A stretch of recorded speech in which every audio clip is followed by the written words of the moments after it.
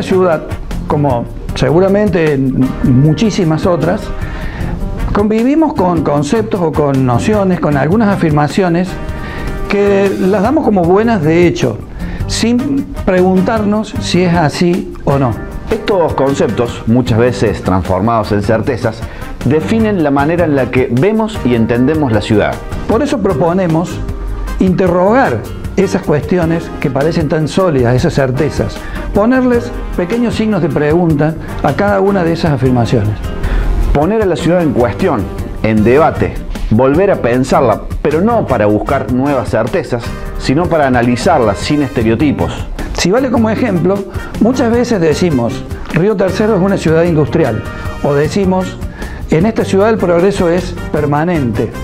Entonces la propuesta es ponerle signos de pregunta a esas afirmaciones. ¿Fue una ciudad industrial? ¿Lo es todavía?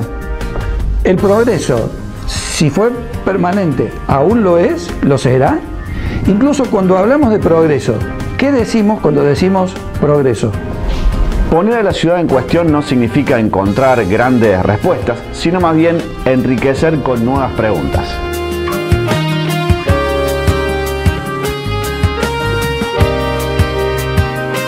Le damos nuevamente la bienvenida, estamos en una nueva edición de esto que se llama La Ciudad en Cuestión. Hoy para hablar de un tema como es la educación sexual integral, integrada en la Ley de Educación que se aprobó allá por el 2006 y que poco a poco se fue viendo plasmada en el sistema educativo argentino. Ya saludo a mi compañero de trabajo, aquí Sergio Colauti. ¿Cómo está, Sergio? Bueno, buenas noches a todos.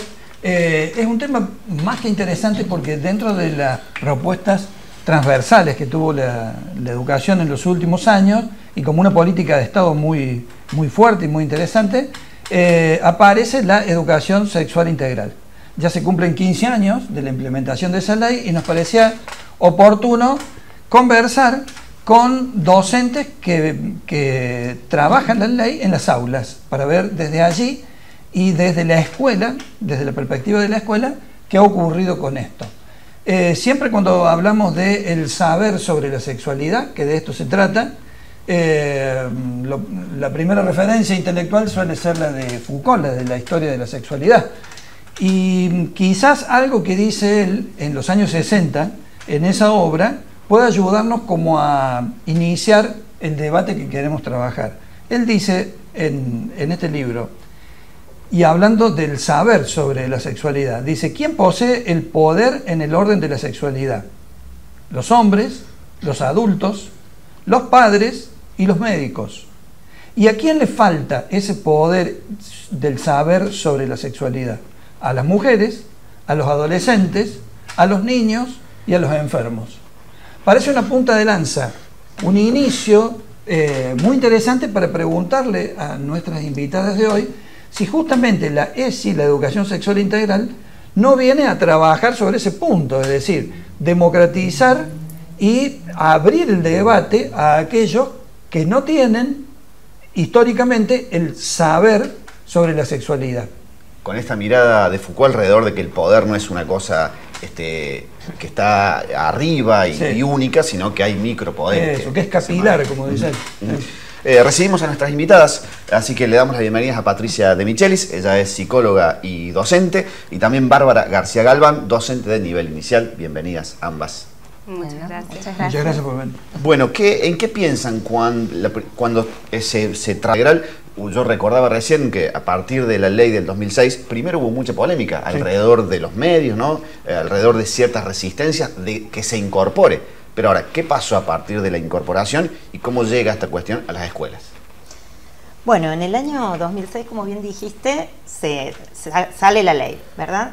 En el 2010 hubo una especie de... Perdón, en el 2006 el contenido de la ley, el Estado se compromete, no solo otorga este derecho a los educandos, ¿no? Y por tanto nos convierte a los docentes en garantes de que ese derecho se cumpla, sino que asume algunos compromisos el Estado en ese momento. Primero, a capacitar a los docentes que ya estaban en ejercicio, se abre el espacio digamos, de educación sexual en el nivel terciario para que los nuevos docentes ya salgan con esa capacitación y se compromete también a generar mucho material también para sostener esa capacitación.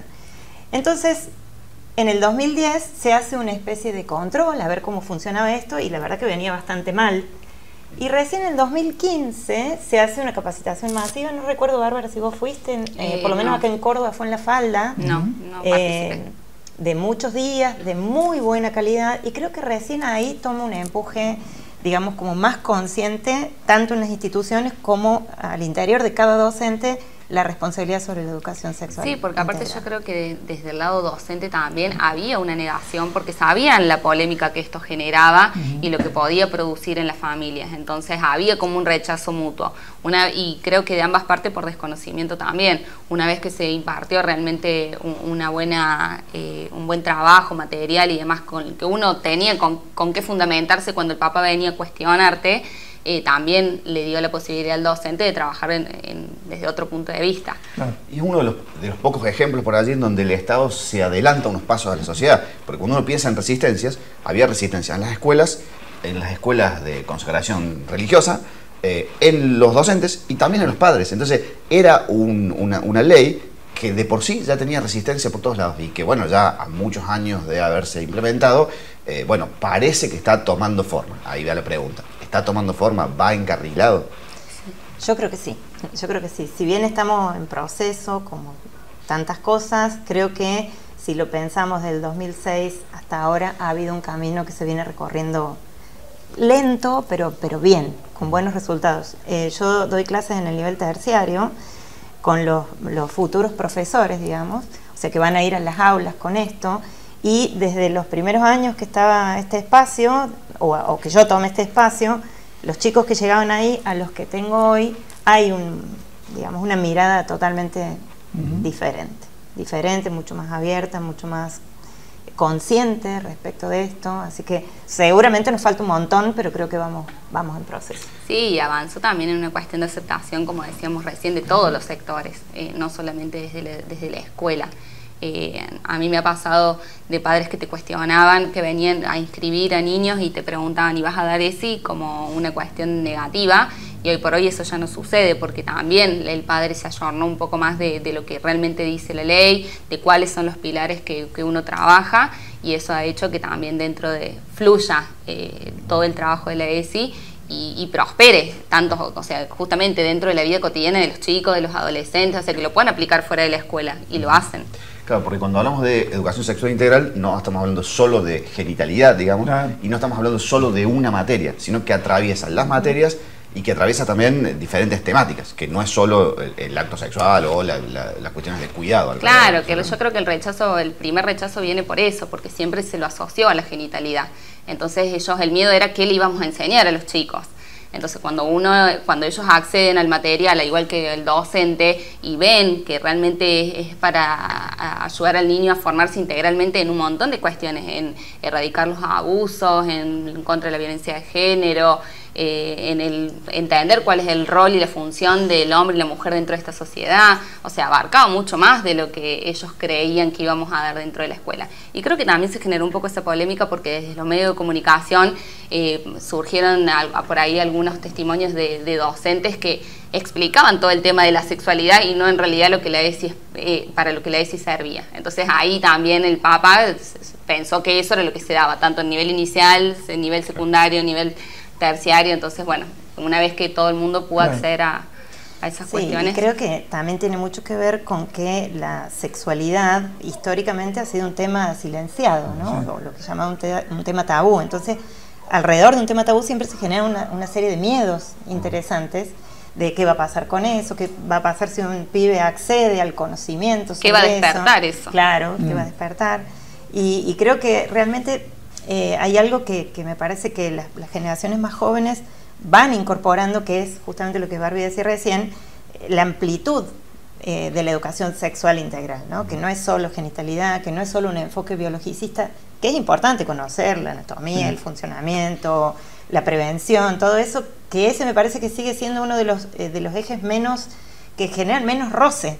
Pero cuando empezamos a hablar de la perspectiva de género, cuando empezamos a hablar de la diversidad sexual, cuando empezamos a hablar de los derechos que surgen, o sea, previos a la 2650 o posteriores, ahí, bueno, hay un poco más de resistencia, hay un poco más de temores, Pero creo que es en este choque generacional, ¿no? De las generaciones, a ver, a las que adscribo también por edad, y las generaciones más jóvenes, y ahí es donde se ve justamente que la ESI va haciendo un caminito. No solo la ESI, ¿no?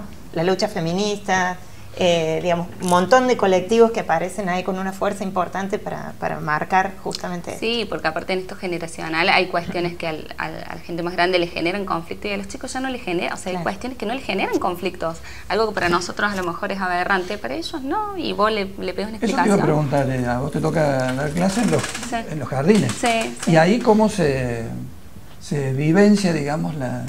Y tenés ambas posturas, ¿no? Pero, por ejemplo, tenés niños que te dicen, que te hablan, digamos, de personas gays, por ejemplo, y ellos, o sea, es como algo más. O sea, no es una cosa que se asustan. Para nada. O sea, la perspectiva que ellos tienen es como que son personas igual que el resto. Como son. Que de hecho lo son.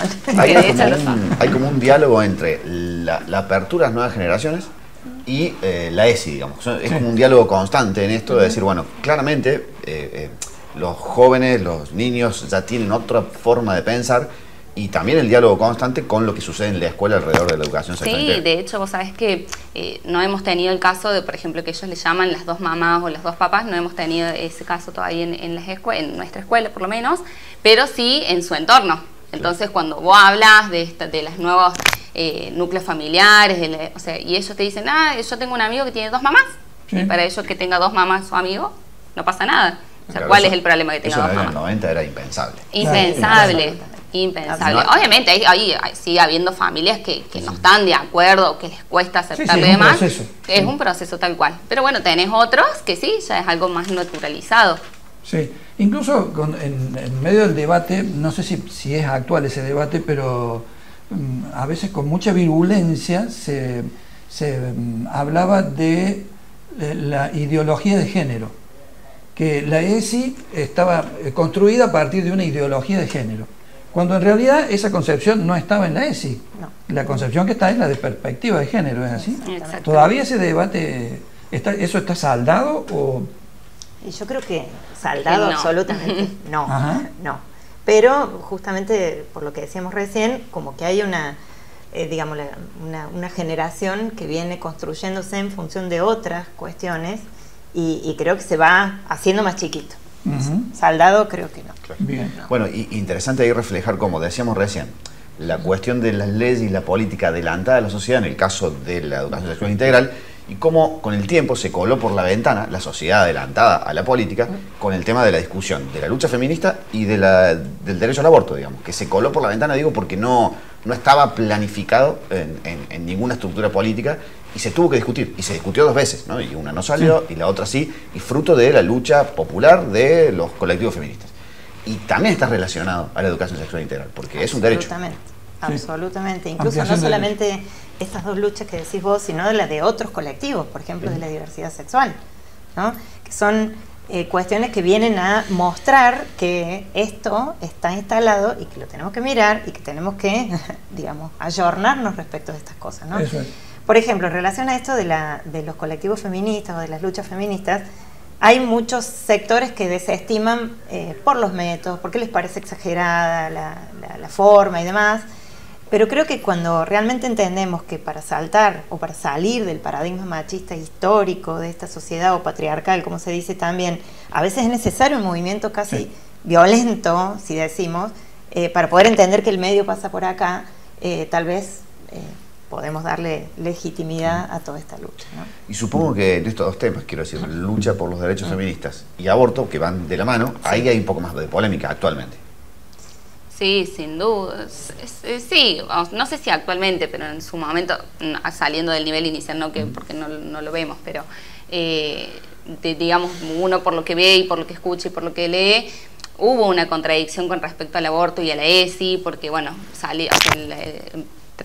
fueron como de la mano, Y por ejemplo, las escuelas religiosas que decían, bueno, no al aborto, yo no estoy a favor del aborto, me parece que esto se puede prevenir con educación sexual integral. Cuando llega la ESI a la escuela también se oponían, o sea, no solo el grupo de padres, ¿no? Porque en Buenos Aires se había generado este movimiento de con mis hijos no te metan, no se metan, y tenía que ver con eso, con estar en contra de la educación sexual integral. Entonces era como que, bueno, ¿cómo trabajamos una cosa si no querés ninguna de las dos? Claro, que la discusión era no a la educación sexual integral en la escuela, porque claro, decían que era un espacio de la familia. Sí, claro. Pero que bueno, en realidad, si hay un derecho que se le otorga a un pibe, digamos, ya no está esa discusión, que ¿no? incluso hay es interesante advertir también que los derechos los tienen las personas. Lo que hace el Estado es garantizar el derecho. Es decir, no es el Estado el que otorga derechos. Claro. Y habitualmente o históricamente se lo ha entendido de esa otra manera. El Estado es un Estado que da la gracia de darte un derecho nuevo. No, el derecho está en la ciudadanía y lucha para que el Estado se los reconozca y se los garantice. A mí me gusta mucho arrancar ese eje de los derechos, hablando un poco, no me acuerdo de quién es, la verdad, pero hay una legisladora que hace una introducción respecto de, empieza diciendo así, vos sabés de qué están hechos los derechos, sentirles el olor, es olor a carne muerta, es olor, y empieza a hacer toda una descripción de cuánto hay que llegar a que ese derecho se reconozca, cuánto tiene que por transitar, cuánto hay que pasar, claro. Y un poco para que todos tomemos conciencia de que ya que lo tenemos, nuestra responsabilidad absoluta es sostenerlo, defenderlo, cuidarlo, velar por ese derecho, porque detrás de él hay un montón. Eso es. Y en este caso hay un derecho a la educación sexual.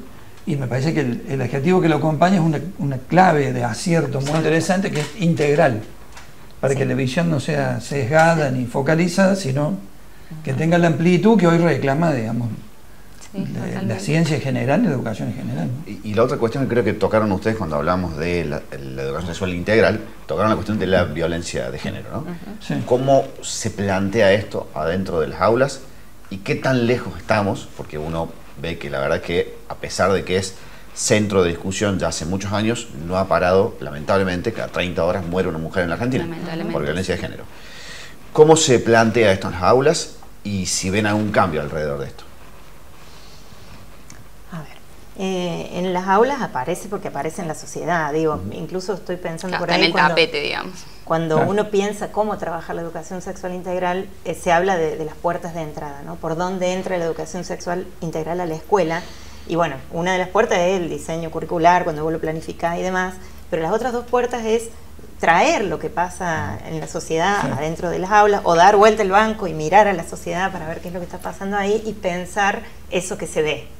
No ver qué es lo que se piensa, sino pensar lo que se ve.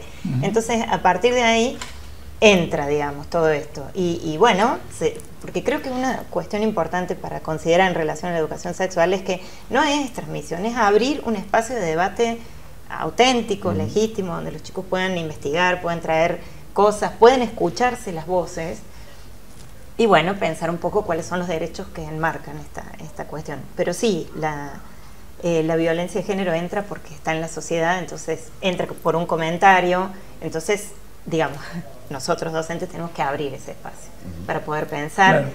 Y lo pensamos a veces, bueno, en algunas ocasiones lo pensamos desde esta doble perspectiva, ¿no?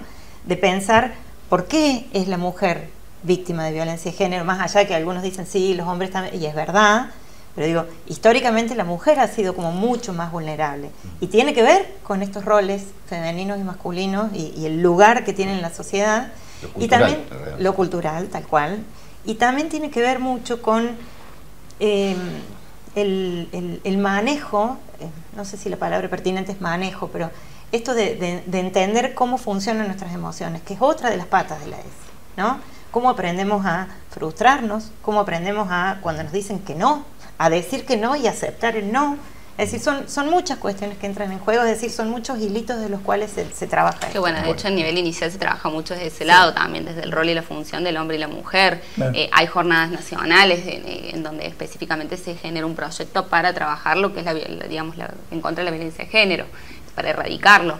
Y se trabajan esos hilos, como dice Patri. O sea, si bien ellos son chiquitos, es como que justamente empezar este caminito de decir, bueno, a ver, ¿cuáles son sus derechos como mujeres, como hombres? ¿Cuáles son sus roles? ¿Cuáles son sus funciones? ¿Hasta dónde sí, hasta dónde no? Esto de la palabra no, el que entender que sea hombre o mujer. Si yo te digo, no me gusta que me toques el pelo, no me gusta que me agarres la mano, no me gusta que me grites, entender que, o sea, justamente como decía Patri, el no, y que el otro lo acepte. Entonces, trabajar mucho las emociones y decir, a ver, ¿tengo derecho a estar enojada? Sí. ¿Tengo derecho a decir no? ¿Tengo derecho a decir que no me gusta? Sí, lo tengo. Y la otra persona aceptarlo.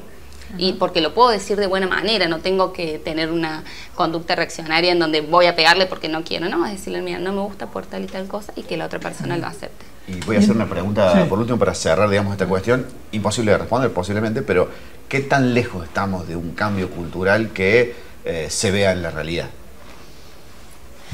Que es difícil de responder, ¿no? O sea, si lo supiéramos estaría genial que lo pudiéramos decir. Creo que, no sé si vamos a llegar, pero lo que sí sé es que no podemos dejar de seguir intentándolo, ¿no? Desde cualquier lugar, desde el lugar docente, desde el lugar de madre-padre, desde las discusiones que podemos dar en los espacios en los que nos movemos, creo que es un camino. No sé si una llegada. Y tener esa esperanza de que, bueno, todo esto que impartimos en el aula, estas futuras generaciones realmente lo apliquen en la vida cotidiana y puedan comprender estas cosas. Y nosotros también. No, pero digo, viendo como a largo plazo, bueno, decir, bueno, a lo mejor, o sea, saber y tener la esperanza de que lo que hice en el aula, en un futuro se va a ver proyectado. Construcción lenta y a veces hasta invisible, ¿no? Sí. Pero lleva mucho tiempo. A lo mejor un síntoma puede ser lo que se ha dado en llamar el empoderamiento de la mujer. ¿Eso lo advierten, por ejemplo, que la mujer puede decir, algo decías vos recién, entre los más chiquitos, que puede decir no, que puede decir esto no es así, o entablar discusiones que antes no aparecían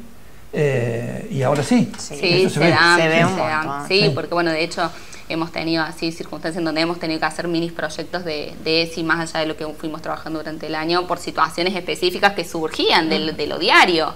Entonces decir, bueno, ¿se acuerdan cuándo? Y ahí volver a poner todo sobre el tapete y decir, bueno, a ver, que ellos mismos puedan decir, bueno, ante esta situación, ¿cómo tendríamos que reaccionar? ¿Cómo creen que sería lo adecuado? Y sí, lo traen a colación siempre, o sea, ellos siempre están aplicando lo que uno les explicó. Perfecto. Y por eso está planteado también desde nivel inicial a nivel superior, ¿no? Exacto. Claro. Bueno, son docentes que nos hablan desde las experiencias del aula y de las escuelas, pero hay alguien que... Exactamente. Fue pionera en materia. Tenemos una invitada en video, en este caso, un testimonio. Estamos hablando de Iris Sánchez. Ella ya en los 90, en la década del 90, estaba dando educación sexual en las aulas, en primario, no sin resistencia, en la escuela donde trabajaba. Claro.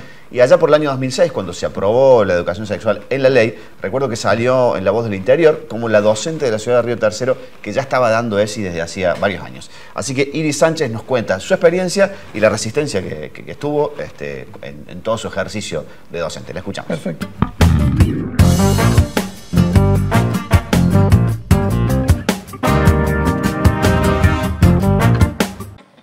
Hola, ¿cómo les va?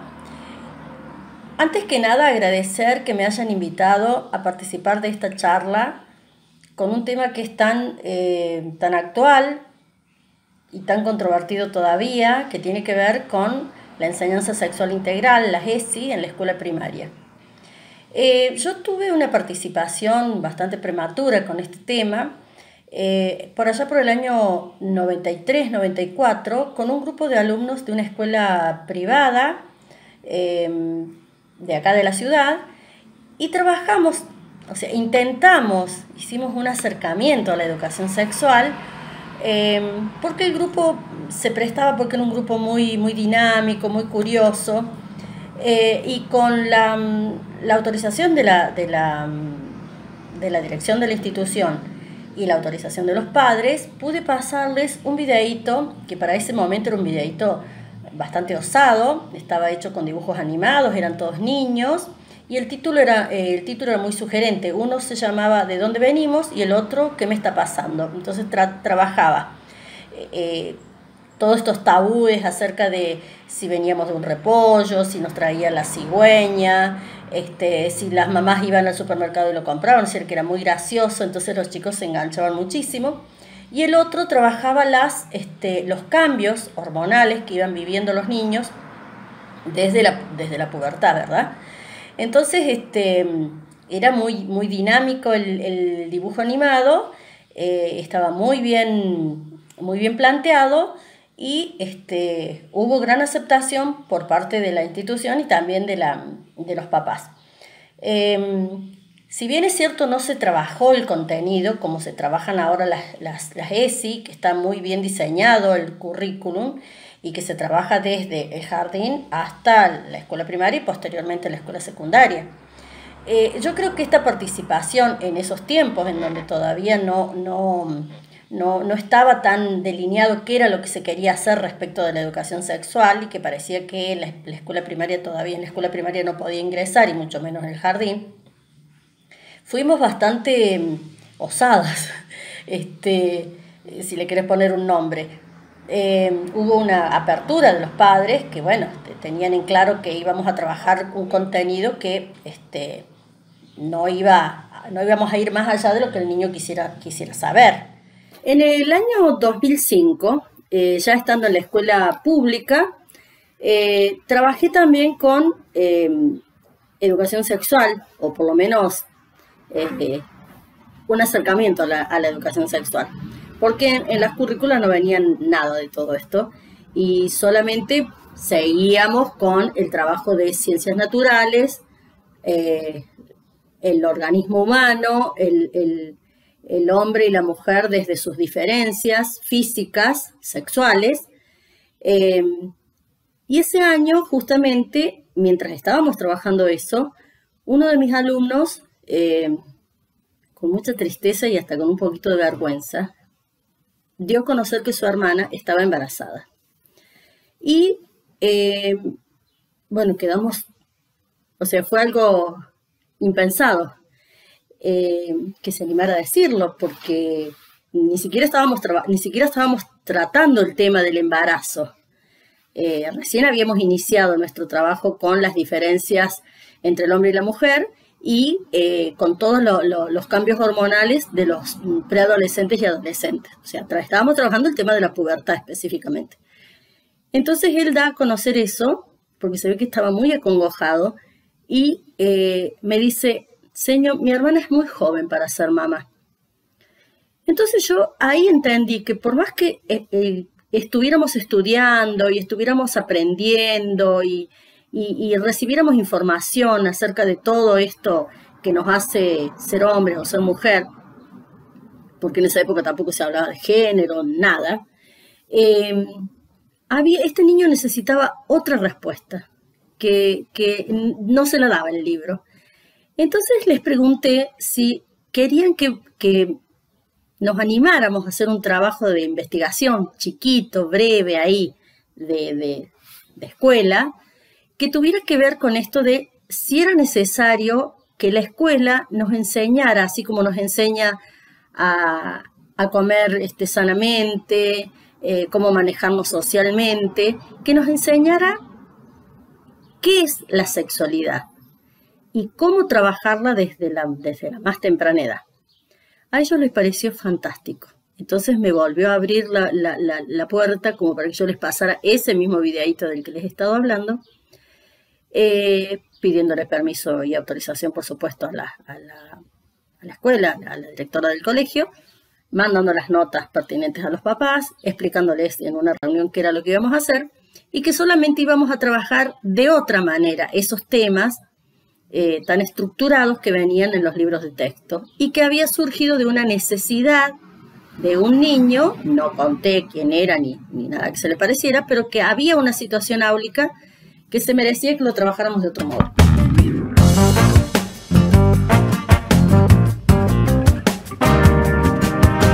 Así escuchamos el testimonio de Iris Sánchez sobre la educación sexual antes que estuviese en la ley, como es a partir del 2006, y como a partir del 2006 se empieza a bajar a las escuelas. Y como toda ley de educación, como la educación es un gran aparato estatal y educativo, digamos. Un dispositivo.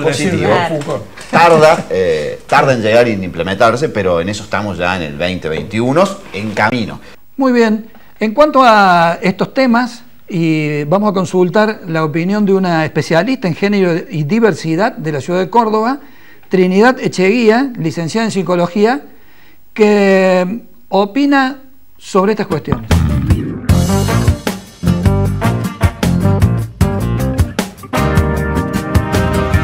Uno de los desafíos más importantes y por ahí más difíciles que tenemos a través de la ESI es el poder permitirnos interpelarnos por esta ESI. La ESI no se imparte, la ESI se vive. Es importante que la ESI pase por nuestras propias vivencias, nuestros propios prejuicios, nuestras propias creencias, para después construir espacios de reflexión y de diálogo con las demás personas.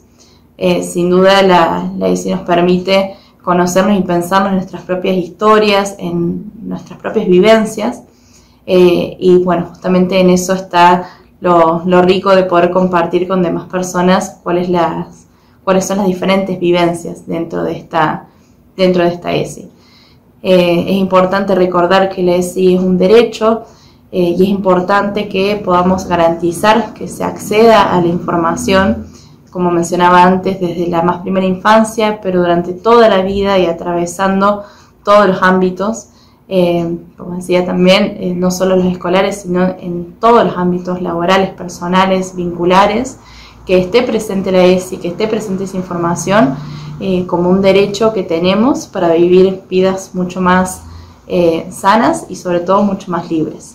De la sanción de la Ley de Educación Sexual Integral, creo que son muchos los desafíos que todavía quedan por realizar y muchas las reflexiones que todavía quedan por hacerse en cuestión de ESI, acerca de cuál es el lugar que hoy en día le estamos dando a la ESI, no solo en el ámbito escolar, en las escuelas, sino en todos los ámbitos que hacen a los desarrollos personales de cada uno, justamente porque la ESI es la herramienta primordial que tenemos hoy en día para crear espacios de reflexión, espacios de diálogo, que nos permitan conocernos en nuestras individualidades, que nos permitan conocernos en lo que son nuestros deseos, nuestros cuerpos, nuestras vivencias, nuestras elecciones, y también conocernos en esta individualidad que cada persona va a tener, nos va a permitir pensar a las demás personas dentro de sus individualidades y construir vínculos mucho más sanos y mucho más respetuosos entre las diferencias y las elecciones y las vivencias de las otras personas. Justamente también el conocernos y saber lo que nos gusta, lo que no nos gusta, nos va a permitir tomar elecciones mucho más certeras y mucho más saludables con respecto a nuestras propias vivencias en salud. Y es por eso que es tan importante que la ESI se imparta desde la primera infancia para construir esta imagen de autonomía desde lo más temprano. Es importante que los niños y las niñas sepan que tienen poder de decisión sobre sus propios cuerpos, sobre su propia salud, y eso sin duda va a ir construyendo un desarrollo y una vida mucho más amorosa desde lo que se desea, desde lo que se necesita también para, bueno, justamente construir una salud acorde a nuestras necesidades. Al haberse cumplido 15 años, son muchos los cambios sociales que han sucedido en estos 15 años. Son muchos los desafíos que quedan todavía por cubrir por la ESI, pero sin duda se está construyendo una ESI mucho más inclusiva, mucho más acorde a todo lo que existe hoy en día, y que sí, seguramente va a quedar mucho todavía por recorrer.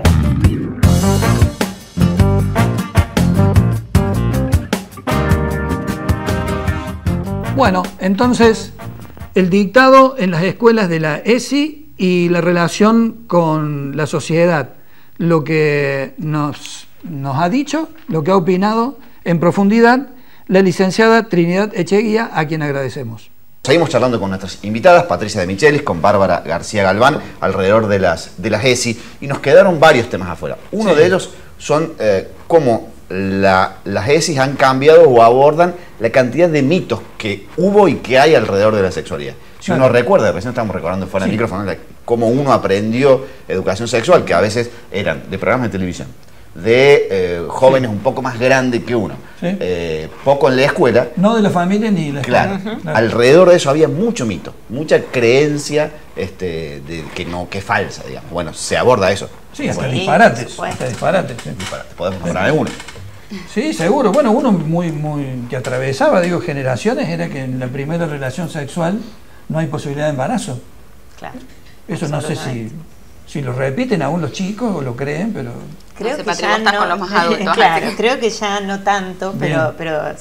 sí, ese y tantos otros, digo, por ejemplo, en relación a lo que es la menstruación, de si se Ujú. pueden bañar, si no se pueden bañar, se van desarmando, ¿no? Se van desarmando justamente porque la información lo que hace justamente es desarmar el mito.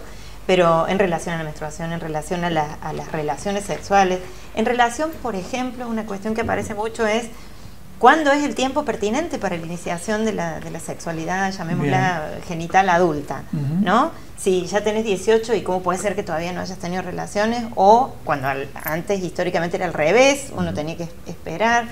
Que hoy, por ejemplo, también está este trabajo del derecho a la abstinencia, el derecho a la... digamos, hoy algunas personas que se autodenominan asexuadas, no asexuadas porque no tengan sexualidad, sino porque renuncian a la sexualidad genital, que también es un derecho, ¿no? Y muchas veces, sobre todo en los adolescentes, está esta cuestión de cuándo se inicia, cuándo no se inicia, el mito de ya debería ser, o ya debería haber sido, o no. Pensaba que otros mitos que también se vienen desarmando mucho es en relación a... por ejemplo, lo que sí o sí debe hacer una mujer o no debe hacer una mujer, ¿no? Yo les contaba recién fuera de cámara un poco pensando que en estas deconstrucciones que venimos haciendo de los mitos también ocurren otras deconstrucciones. Por ejemplo, pensaba en los humoristas, cómo los humoristas sí. han utilizado muchísimo estos roles de género para hacer humor, para burlarse, Sí, para sí. hacer reír, y que eso es algo que también se va desarmando, por suerte. Por ejemplo, les contaba que una de las actividades que me gusta hacer con los chicos es llevar chistes feministas y machistas, ¿no? Entonces, no solo para que los miren, sino para ver yo qué reacción tienen ante el chiste. Y que, si bien hay alguno que se ríe, ya no es que todo el mundo se ríe. A algunos ya les empieza a hacer ese ruido de esto no está bien. Suponte, un chiste que dice, bueno, ¿qué significa una mujer embarazada de trillizas? Un kit de limpieza. Entonces ese me acuerdo que generó una cuestión de mucho rechazo, Seguro. que me pareció Sí. sumamente interesante, que no fuera gracioso, sino que fuera ofensivo, Sí, sí. ¿no? Cuando se originó como un chiste. Entonces creo que no solo los mitos, que hay un montón que se vienen desarmando, sino también todas estas deconstrucciones que vienen ocurriendo que son sumamente interesantes. Sí, creo que hace también al cuestionamiento que ellos tienen la capacidad de hacerse hoy y que uno le da el espacio para cuestionar. Que antes no era, eso no sucedía en la escuela, vos no tenías ni voz ni voto y lo que te decían era así. Hoy por hoy los chicos tienen palabra, tienen voz y uno tiene que darle el espacio para escucharlos. Y otra cosa que también cambió y supongo que también interfiere positivamente o negativamente, ustedes me dirán, en la educación sexual integral es la circulación de la información. El chico ya no niños, jóvenes y adultos, ya no solo es la escuela, los medios de comunicación, la información, sino también que la información circula a través de Sí, internet. la Sí, tienen de al todo alcance tipo. de la mano. Toda la información, Toda. no solamente en relación a la sexualidad. Y todo tipo de información. Entonces también Sí. cambia el modo de abordaje, Sí. porque ya estás Sí. hablando de un adolescente o un niño que viene con información. Tal cual, sí. Bueno, Sí. en ese punto la educación sexual integral también es clave, porque si hay una información, digamos, una hiperinformación, el rol de la escuela es ver... Enseñar a seleccionar Claro, qué enseñar es lo real, qué es lo que... tramitarla, enseñar Sí. a A mirarla de tener juicio manera crítico, crítica, Claro, sí, sí, a no tomarlo como una Biblia como todas las otras cosas que, Eso. que han sucedido a lo largo del... que es lo que las redes nunca van a Claro. enseñar. Igual Claro. creo que lo digo en términos positivos. Me parece que estamos en un punto mucho mejor que pensando en la década del 90, donde aprendíamos por, insisto con esto, jóvenes un poco más grandes, Sin alrededor duda. de todos mitos y la cuestión de la educación sexual silenciada, absolutamente. Sí, Sí. sí, sí. Por eso De creo hecho, ahora, hablando, digamos, de lo personal, he presenciado por ahí de conversaciones por cosas que ven en la tele, ya sean en los noticieros o en programas de novelas y demás, con niñas de 12 años, 11, y que salen en esa cena estas conversaciones y que tienen la posibilidad de preguntarle a su papá, Sí, sí. a su mamá, que va a decir, bueno, qué bueno, esto no sucedía antes, o sea, que esto no era una conversación de cena o almuerzo. Y sin embargo, eso está bueno y yo creo que eso es lo que le da a la escuela también. Sí, porque si hay algo que la escuela sigue teniendo, más allá de todas las discusiones que podamos hacer al respecto, es cierta posibilidad de igualdad, de igualar la información que llega a las generaciones nuevas, ¿no? Porque lo que vos decís recién es cierto, y en el mejor de los casos hay una familia que puede hacer esta escucha y puede responder, pero hay muchos casos en donde esto no está, y no porque los papás no estén, a veces no están disponibles para eso y demás. Entonces creo que la escuela en ese sentido es la responsabilidad mayor, porque justamente tiene la posibilidad de acceder a todos, no importa el nivel socioeconómico, no importa... digamos, un montón de otras cuestiones. Por eso creo que más que nunca necesitamos pensar de manera muy responsable esto. Sí. Y también hay un desempoderamiento, pensaba cuando lo escuchaba recién, del adulto como la figura que sabe. Hoy en día también, digo, uno escucha a los jóvenes y la verdad que aprende muchísimo alrededor de miradas nuevas, especialmente alrededor del feminismo, digamos, por ejemplo. Escuchando a jóvenes tan vinculados a la lucha feminista, uno aprende, básicamente, es lo único que puede hacer. Entonces está uno desempoderado como el lugar del adulto de poder. Sí, no sé si en el lugar del adulto, tal vez el lugar del adulto portador del saber. Claro. ¿No? Pero me parece que es importante único. Esto de marcar la diferencia, porque el lugar del adulto, o al menos lo debemos seguir teniendo, en este sentido del adulto como el que va a autorizar, como el que va a generar un autor, ¿no? Y justamente en esto de poder generar un autor es traer eso y ponerlo a discusión, ¿no? Eso que viene, que lo van a ver en las redes, ese conocimiento que ellos tienen, que en este caso lo podemos discutir en otros, qué sé yo que soy vieja, en relación, por ejemplo, a la tecnología, me siento pero totalmente analfabeta respecto de mis estudiantes, ¿no? Pero justamente, como en esto un montón de otras cosas, es importante traerlo a discusión y conservar este lugar de adulto para poder manejar esta discusión. ¿En qué términos? En el término de dar la palabra a todos, de poder hacer pensar en relación a eso, de poder vincularlo con alguna información, por ejemplo, los derechos nuevos que aparecieron en relación a esas cosas. Así es. Y entre las cuestiones que todavía nos pueden preocupar como sociedad, los estudiantes o los jóvenes en general, a veces cuando se pelean, cuando se enojan entre ellos, en cualquier sitio, dentro o fuera de la escuela, el insulto hacia el otro o la agresión hacia el otro cuando es verbal suele tener que ver a veces con las cuestiones sexuales. Eso todavía se mantiene, lo ven como un núcleo duro que todavía está. Es una pregunta, y añadida a esa es, los otros alumnos, los que van como avanzando en la educación sexual y que advierten bueno, que eso está mal, que ellos pueden ser factores de cambio, ¿pueden influir sobre ese núcleo duro para cambiarlo? Digamos, me pongo a pensar en cuestiones concretas y creo que cuando estás fuera, o sea, vos estás hablando de una situación en la que están discutiendo, sí, ¿no? En la cancha de fútbol. Se genera una discusión y sí, obviamente que una de las cuestiones importantes en relación a los insultos tiene que ver con la sexualidad, desde insultar por la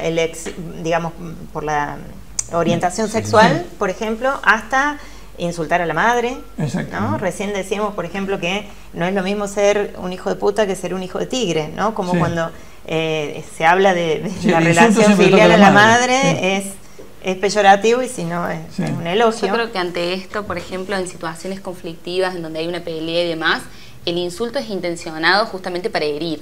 Y por ahí en la sociedad utilizamos el hijo de puta y demás como algo como, ay, me golpeé y decís la mala palabra, porque ya lo tenemos tan internalizado que no te pones a pensar lo que estás diciendo. Entonces por ahí en esas pequeñas cosas hay que cambiar, fuera de lo que es el conflicto, digamos, que lo hacen con esa intención de herir al otro porque saben, son conscientes con lo que le están diciendo. Podemos decir que la ESI también puede tener una función de deconstruir los insultos o inventar insultos nuevos. Porque hay que insultar, es un derecho también. Hay que ver cómo.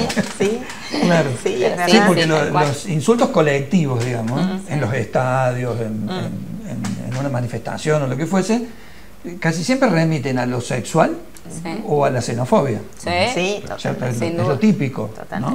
Es lo primero sobre que todo viene. en esos espacios yo digo que son... tenía un yerno en una oportunidad que era jugador de fútbol, entonces fui varias veces a la cancha y me llama la atención ese lugar catártico, ¿no? O sea, me parecía hasta interesante porque era como una descarga, ¿no? Con todo, pero sí, tal cual. Racista, o sea, xenófobo, Sí, y sexual. Muy fuerte. Y además de un modo histórico, que está en banderas a veces, ¿no? Sí. Sí.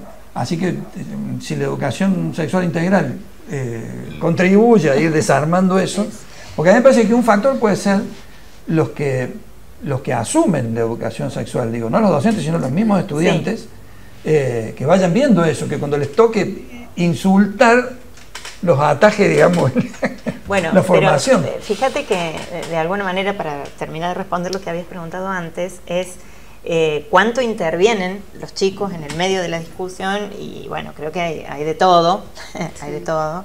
Es difícil para un pibe plantarse. Cuando lo hace está genial, pero plantarse en medio de una discusión y generar una posición alternativa es complicado. Cuando el contexto me empuja también. A mí, yo no voy mucho a la cancha, pero la última vez que fui con un compañero docente, progresista él, y que se transformó en la cancha. Se transformó. Lo desconociste. Sí, absolutamente. Es decir, bueno, como el contexto me empuja. Si se enoja con el árbitro, ahí se cayó todo. Por supuesto. Se cayó todo. Bueno, otra de las cuestiones que teníamos agendadas para charlar es cuáles son aquellos miedos e incertidumbres con que los chicos llegan a la educación sexual integral o que plantean, digamos, en las aulas. Bueno, creo que en general la adolescencia, por lo menos, es un tiempo en donde el cuerpo, y el cuerpo ya reconocido sexuado, entra a escena fuertemente. Entonces, y entra a escena en ese encuentro que se va a producir con un otro. Entonces creo que ahí aparecen muchos miedos, ¿no? De si voy a gustar o no voy a gustar, si puedo o no puedo, cuándo, cómo. Creo que todas estas cosas aparecen mucho. Y aparecen también los modelos.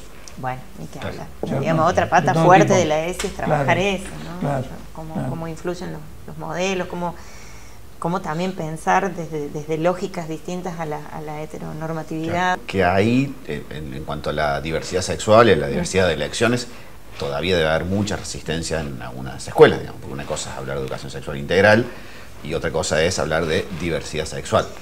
Que es parte de la educación sexual integral. Por eso te decía que en todo caso eso biologicista es lo menos resistido. Ningún padre se opone hoy a que los chicos reciban eso, porque si va a apuntar a que se cuiden, se protejan, a que tengan, digamos, que no se contagien, que no lleguen a una situación en la que tengan que decidir hacer un aborto y demás, van a decir sí, dale.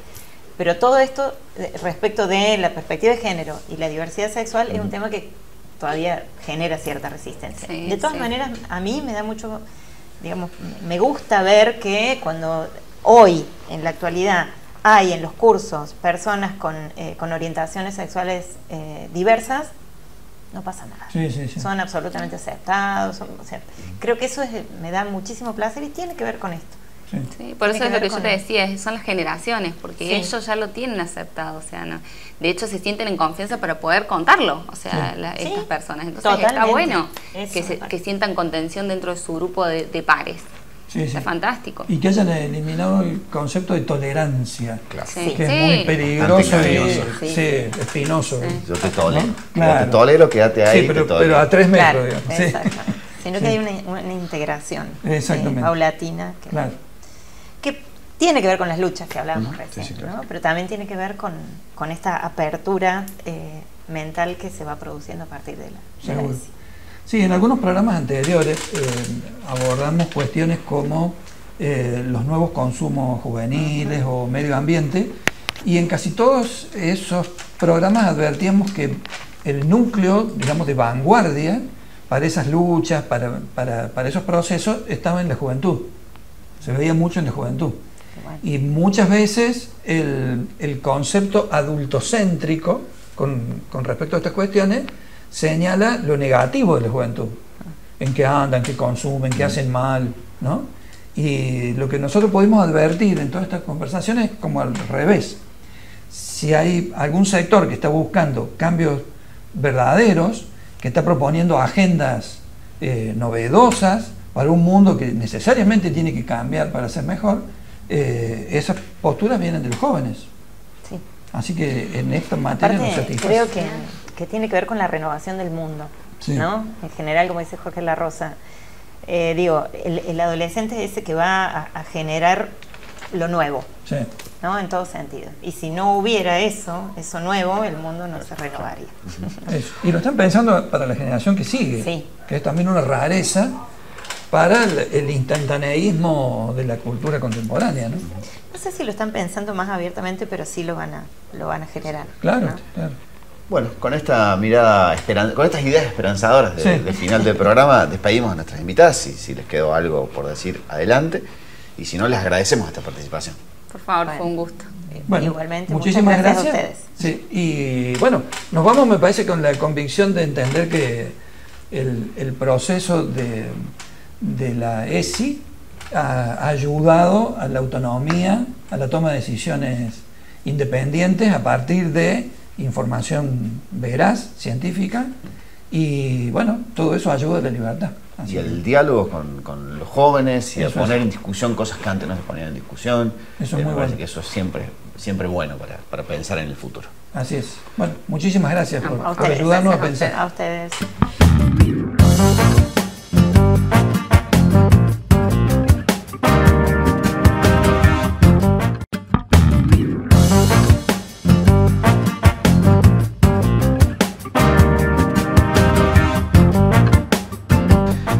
Último bloque de este programa en donde hemos charlado con nuestras invitadas la cuestión de la educación sexual integral, y hay varias cosas que quedaron sin lugar a dudas flotando en el aire y en la reflexión, ¿no? Esto de la educación sexual integral como destrucción de aquellos mitos que alrededor de la sexualidad. Sí, es verdad. Sí, nos ayudó a entender que hay mitos que se van deconstruyendo justamente, y también cómo aparecieron tanto en los niños como en los jóvenes, miedos, incertidumbres que están detrás de todas estas cuestiones del saber sobre la sexualidad, y que la ESI ayuda a transformar en saberes. Y las tensiones alrededor de la educación sexual integral. La también. tensión cuando surgió, cuando se incorporó en la ley, por las tensiones que actualmente todavía están presentes en las aulas. Sí, curiosamente el saber sobre la sexualidad aparece como una amenaza en algunos casos. Entonces, bueno, siempre la educación es la herramienta para desactivar esa amenaza, ¿no? Y como el tiempo va haciendo de que ciertas cosas que en algún momento fueron resistidas, con el tiempo están siendo como aceptadas. Eso es. Y así viceversa. Siempre hay algo que está en el tapete de la discusión. Sí, quizás una conclusión general de esto, que me parece muy positiva y satisfactoria, es que estos 15 años del dictado de la ESI, de la educación sexual integral, ayudaron a construir un saber sobre esta cuestión más democrático, más amplio, más plural, más diverso. Ayudan también a hacer circular el conocimiento y a plantear también nuevas discusiones alrededor de la educación sexual integral. Sergio, muchas gracias. Bueno, muchísimas gracias a los que nos han escuchado y saludos a todos. Nosotros nos reencontraremos en el próximo programa de esto que se llama La Ciudad en Cuestión, en el canal de la cooperativa, o nos pueden seguir y buscar allí en el canal de YouTube también.